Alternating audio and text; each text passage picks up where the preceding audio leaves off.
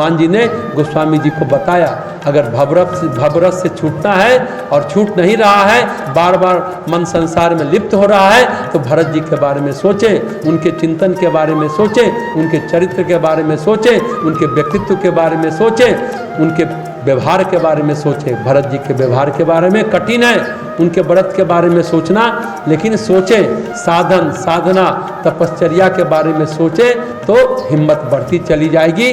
और तुलसीदास जी हम लोग को कह रहे हैं, ये कथा जो सुन रहे कहते हैं, जब रामचरितमानस की कथा दुनिया में कहीं होती है, हनुमान जी तो धरती पर होते हैं, जहाँ भी कथा होती है तो हनुमान जी किसी न किसी रूप में वहाँ रहते हैं। आप सब भी सोचिए कि आपके बगल में कोई बैठा है तो हनुमान जी बैठे हैं। इस तरह से कथा सुना कीजिए, जहाँ भी जाइए इस तरह से कथा सुना कीजिए। कहीं भी कोढ़ी बनकर, बूढ़ा बनकर हनुमान जी मौजूद रहते हैं दुनिया में जहाँ राम कथा होती है।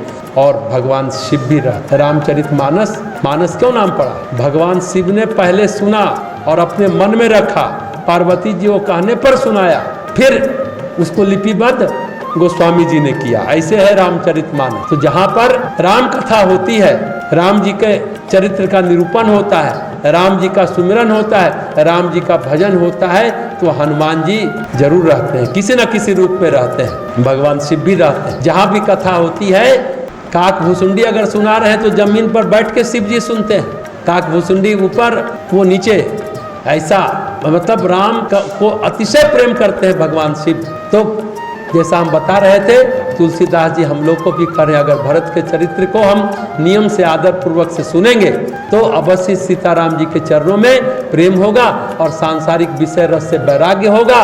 उनको सोचने पर जानते हैं क्या हो, भरत जी को सोचें, हम तो कहते हैं गोस्वामी जी को भी सोचें, तो दुख का सामना करने की हिम्मत, वो दृष्टि आ जाए। दुख को कैसे हम डील करें, डील करने की ताकत मिलेगी, वो दृष्टि मिलेगी, वो ऊर्जा मिलेगी, वो शक्ति मिलेगी। दुख का सामना हम कैसे करें, ये रास्ता भरत जी के प्रसंग को जानने सुनने से हमें मिलती है।